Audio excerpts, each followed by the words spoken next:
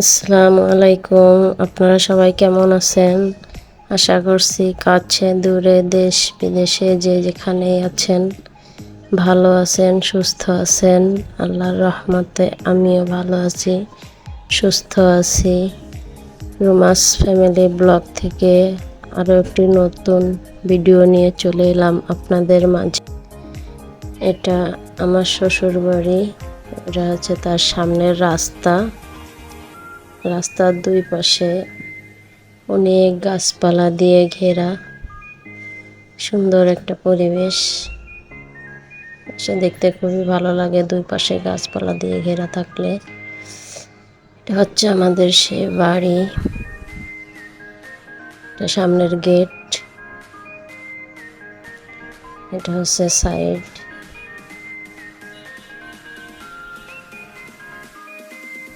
আসলে আমাদের বাড়ির কাজ এখনো পুরোপুরি কমপ্লিট হয় নাই, আস্তে আস্তে করার চেষ্টা করছি।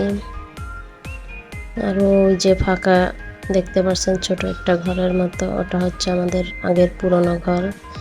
এখানে বাগানের দিকে একটা রাস্তা গেছে, তার মাথায়ও একটা পুকুর আছে এবং বাগান।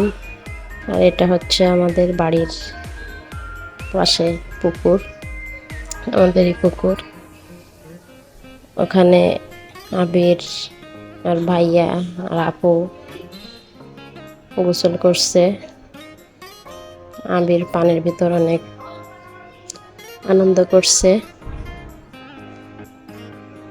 এখানে পাশে অনেকগুলো আম গাছ আছে আমাদের। একটা আম দেখা যাচ্ছে, আমরা যাওয়ার আগে আমগুলো শেষ হয়ে গিয়েছে, দু একটা হয়তো আছে। পুকুরটা আসলে অনেক বড়। এই পাশে আর আপুরাও আছে, তাদেরকে দেখানো হচ্ছে না। পুকুরে গোসল করতে আসলে খুবই মজা লাগে। তা আমি মাঝে মাঝে করি, মাঝে মাঝে করি না। বৃষ্টিতে পানি ভরে আছে, সেজন্য পানিটা বেশি দেখা যাচ্ছে।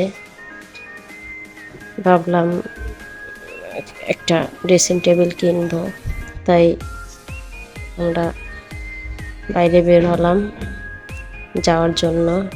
আবির কেসি গেট লাগাচ্ছে, আমাকে বলছে মা আছো।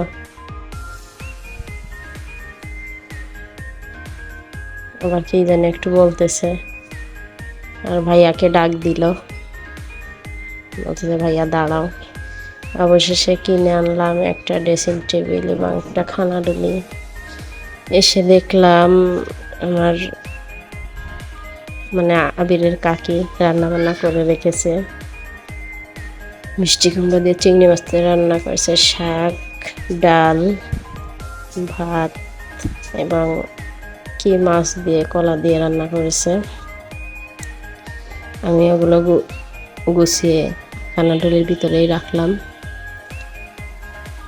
এখানে আমাদের বিছনাটা, আর ওই পাশে কিছু জিনিসপত্র রাখা আছে। এই যে ড্রেসিং টেবিল, ভালো করে দেখাইতে পারি নাই, এটাই কিনেছি। আর খানাডুলিটাও কিনেছি। খাবার রাখার জন্য কিছু ছিল না, সেজন্য কিনে আনলাম খানাডুলিটা। এই যে এই পাশে আমাদের বারান্দা, আর ওই সাইডে এই একটা রুম, এই একটা রুম। এখানে আমার শাশুড়ি থাকে এবং এখানে আমার ভাসুর যা। তিনটা রুম বানিয়েছি।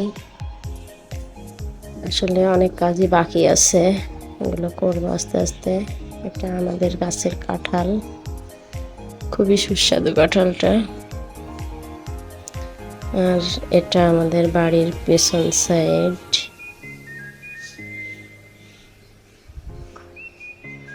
এখানে অনেক গাছ আছে, নারকেল গাছ, সুপারি গাছ, গাব গাছ, এগুলাই আছে এখানে। আসলে দেশের বাড়ি তো, তাই অনেক গাছপালা দিয়ে ঘেরা থাকে। এদিন বাবার বাড়ি গিয়েছিলাম, ভেতরটা আসলে কিছুই দেখানো হয় নাই, পরে আরেকদিন দেখাবো। রাত বৃষ্টি নামলো, আবির ভিজলো। আমি কিছু শাক তুললাম, শাকগুলো ঢাকায় নিয়ে যাবো তাই ভাবছিলাম, অবশেষে রওনা হলাম।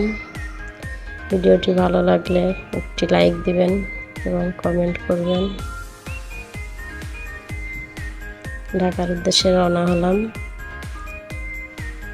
এবং চ্যানেল সাবস্ক্রাইব করবেন। আল্লাহ হাফেজ।